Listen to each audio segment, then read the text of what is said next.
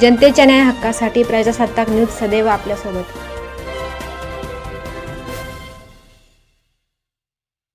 संगमनेर तालुक्यातील सुकेवाडी येथे विविध विकास कामांच्या भूमिपूजन व लोकार्पणाचा सोहळा उत्साहात पार पडला. राज्याचे जलसंपदा मंत्री तथा पालकमंत्री डॉक्टर राधाकृष्ण विखे पाटील यांच्या मार्गदर्शनाखाली आमदार अमोल खताळ यांच्या हस्ते 77,93,000 रुपयांच्या विकास कामांचा शुभारंभ करण्यात आला. यामध्ये रस्ते काँक्रिटीकरण, डांबरीकरण, सोलर हायमास्ट, स्मार्ट अंगणवाडी आणि बंदिस्त गटर अशा विविध कामांचा समावेश असून ग्रामस्थांनी समाधान व्यक्त करत लोकप्रतिनिधींचे आभार मानले. आजच्या या उद्घाटन प्रसंगी आमच्या सुकेवाडी गावासाठी एकूण 57 लाख रुपये एवढा निधी आपल्या तालुक्याचे लोकप्रिय आमदार व हिंदुत्वाचे एक ढाल अमोलभाऊ खताळ यांच्या माध्यमातून मंजूर झालेला आहे. तर मी समस्त सुकेवाडी व खांजापूर ग्रामस्थांच्या वतीने त्यांचे खूप खूप आभार मानतो. या कामांमध्ये सुकेवाडी बिरोबाबा नंबर 90 रस्ता काँक्रिटीकरण, त्याचप्रमाणे मौजे सुकेवाडी येथील सुकेवाडी ते कसबावाडी रस्ता, त्याचप्रमाणे सुकेवाडी येथील संगमनेर कुरण रोड येथील रस्ता कडीकरण व काँक्रिटीकरण, बंदिस्त गटार, अंगणवाडी, गणपती माळा येथे किट पुरवणे, त्याचप्रमाणे गावामधील उगलेवाडी शिव ते उगलेवाडी रस्ता मजबूतीकरण व त्याचप्रमाणे विविध देवस्थानांना सोलर 4 हायमॅक्स देण्यात आलेले आहेत. तर मी सर्व ग्रामस्थांच्या वतीने त्यांचे खूप खूप आभार मानतो. या अगोदर अगदी 40 वर्षामध्ये बघितलं तर काम तर दूरच राहिलं, पण वाड्या वस्त्यांवर न येणं, वाड्या वस्त्यांचे रस्त्यांचे प्रश्न असेल, सोलरचे प्रश्न असेल, आरोग्याचे प्रश्न असेल, विविध प्रश्नांकडे आजच्या लोकप्रतिनिधींनी अगदी दुर्लक्ष केलं. पण आपल्या आज या काळामध्ये अमोलभाऊंच्या माध्यमातून आपल्याला एक काम करणारा माणूस व सर्वसामान्य माणसांशी नाळ जोडलेला माणूस, म्हणजे पहिले पुढे राहायची चिठ्ठी लागायची, त्याशिवाय अगदी आमदाराला भेटणं सुद्धा मुश्किल होतं.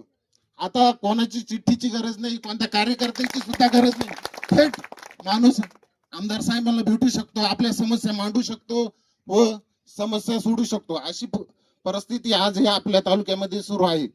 तर मी सर्व सुकेवाडीच्या वतीने त्यांचे खूप खूप आभार मानतो. मित्रांनो, भूतकाळ हा विसरायचा असतो, वर्तमान काळात विकास बघायचा असतो आणि भविष्य काळात आपला असतो. हा विचार घेऊन अमोलभाऊ खताळ या तालुक्यामध्ये एक झंझावातचं प्रमाणे झपाट्यानं काम करताना दिसत आहे. सांगायचं ठरलं तर माझ्या गावचं उदाहरण तुम्हाला सांगतो. आम्ही महायुतीचे कार्यकर्ते म्हणून काम करत असताना गेली 5-6 महिन्यापासून 1,20,00,000 रुपयाचे काम आमच्या गावात संगमपूर गावामध्ये या ठिकाणी चालू आहे. गेली 40 वर्ष आम्हाला विकास माहीत नव्हता. साधा पिण्याचा पाण्याचा प्रश्न होता 40 वर्षापासून. पण पाणी टंचाई आढावा बैठकीमध्ये माननीय नामदार राधाकृष्ण विखे पाटील आणि आमदार अमोलभाऊ खताळ यांच्या समोर आम्ही मांडला आणि 8 दिवसामध्ये आम्हाला आता इतकं पाणी येतं का बाया माणसं आम्हाला सांगतात, भाऊ आता बंद करा, पाणी पुष्कळ झालं. ही परिस्थिती आम्ही या ठिकाणी चेंज करून टाकली. नाही तर पाणी आम्हाला 8 दिवस 10 दिवस पाणी येत नव्हतं. त्याचप्रमाणे हनुमान मंदिराचं आमच्या जोरात काम चालू आहे. भाऊनी या ठिकाणी 20 लाख रुपये दिलेत सभा मंडपाला, अजून 20 लाख रुपये ते देणार आहेत. रस्त्यांचे कामं चालू आहेत. अशा पद्धतीचं काम गेली 35 ते 40 वर्षांमध्ये मी कधी बघितलं नव्हतं. असं काम या तालुक्याचे कार्यसम्राट अमोलभाऊ खताळ हे करताना आपण बघतोय. पण हे करत असताना मित्रांनो, बंधूंनो, भावांनो, इथून पुढच्या काळामध्ये आपल्याला भाऊन पाठीमागं भक्कमपणे उभं राहायचंय आणि तुम्ही भक्कमपणे उभं राहिल्याशिवाय राहणार नाही असा विश्वास व्यक्त करतो. आणि पुन्हा एकदा सांगतो, येणाऱ्या काळामध्ये आपल्याला जिल्हा परिषद असेल, पंचायत समिती असेल, आपल्या स्थानिक ग्रामपंचायतीमध्ये असेल, आपल्याला महायुतीचा झेंडा फडकवायचा आहे आणि तो फडकल्याशिवाय तुम्ही राहणार नाही असा एकदा विश्वास करतो. पुन्हा एकदा भाऊ तुम्हाला तुमच्या कामाला मी शुभेच्छा देतो. थांबतो. जय हिंद, जय महाराष्ट्र. पाहिजे पंचायत समिती आपल्या जिल्हा ग्रामपंचायत आपल्याकडे नाही म्हणून चालत नाही, सारख्या तक्रारी करून चालणार नाही. अधिकाऱ्यांकडून काम करून घेण्याची पद्धत आपण शिकून घेतली पाहिजे. ग्रामसेवक ऐकत नाही, कुलूप लावून टाका ग्रामपंचायतला.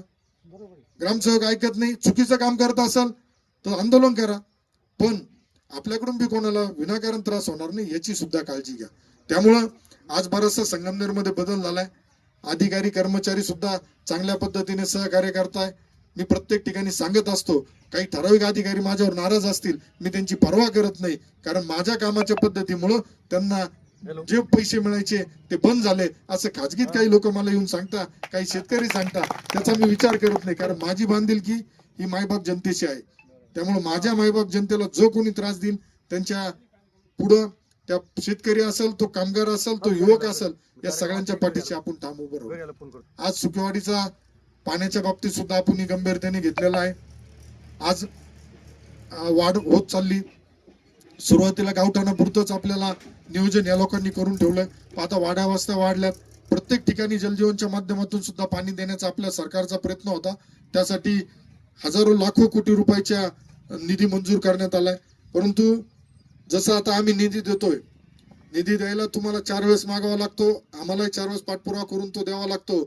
पण मंजूर झाल्यानंतर किंवा कामाचं भूमिपूजन झाल्यानंतर स्थानिक कार्यकर्त्यांची, स्थानिक ग्रामस्थांची जबाबदारी आहे का त्या कामाचा दर्जा चांगला राहिला पाहिजे, काम चांगल्या पद्धतीचं झालं पाहिजे, याची सुद्धा तुम्ही सगळ्यांनी काळजी घेणं निश्चित गरजेचं राहील. त्यामुळं आता आपण एक हरित संगमनेर अभियान सुरू करतो. आता पावसाळा सुद्धा सुरू होतोय. पावसाळा कमी जादा होतोय. अल निनोचा सांगण्यात आलंय, पाऊस कमी होईल. पाण्याचा वापर सुद्धा आपल्याला जपून करावा लागणार आहे. परंतु निश्चितच पाऊस झाल्याशिवाय राहणार नाही. परंतु आज आपला बळीराजा प्रत्येक बाबतीत निसर्गाच्या कधी अवकाळीमुळं त्रस्त होतो, कधी पाऊस नाही झाला म्हणून त्रस्त होतो. तर आता खूप पुढच्या कालावधीमध्ये आपल्याला सगळ्याच पद्धतीचा बदल करून कशा पद्धतीने चांगलं काम करता येईल यासाठी आपल्याला प्रयत्न करणं गरजेचं राहील. त्यामुळं आज जे आपण एक कुटुंब एक झाड अभियान राबवतोय, तर त्यासाठी सुद्धा आपल्या सुकेवाडी असेल, आता इथं आजूबाजूचे सगळे जे पदाधिकारी कार्यकर्ते आहेत त्यांनी त्यांच्या गावामध्ये आपल्या कार्यालयाकडून सूचना येतील त्यानुसार गावागावात प्रत्येक घरापर्यंत जाऊन आपल्याला ती जबाबदारी देणं गरजेचं राहील असं मला वाटतं. आज अतिशय चांगल्या पद्धतीने चेअरमन साहेब चांगले बोलले, सगळ्यांनी चांगलं दिलं. एक जे आपल्याकडं लोक म्हणत होते का हे फक्त तरुण युवकांनाच घेऊन पुढे चालतात, असं काही नाही. आपल्याबरोबर सगळे ज्येष्ठ मार्गदर्शक सुद्धा असतात. ज्येष्ठ सहकाऱ्यांचा आशीर्वाद असल्याशिवाय या गोष्टी शक्य होत नाही. त्यामुळे जास्त काही न बोलता पुढील कार्यक्रमाला जायचं असल्यामुळे मी आपल्या सगळ्यांची रजा घेतो. आपल्या सर्वांना खूप खूप शुभेच्छा देतो आणि शब्द देतो का येणाऱ्या पुढील कालावधीत जी काय मागणी आपली रास्त असेल ती मागणी निश्चित पूर्ण करण्याचा प्रयत्न आमचा राहील. धन्यवाद. जय हिंद, जय महाराष्ट्र, जय श्रीराम. आपल्या परिसरातील ताज्या घडामोडी पाहण्यासाठी आजच प्रजासत्ताक न्यूज 24 सबस्क्राईब करा आणि 10 अपडेट तसेच लाईक अँड शेअर करायला विसरू नका. प्रजासत्ताक न्यूज सदैव आपल्यासोबत.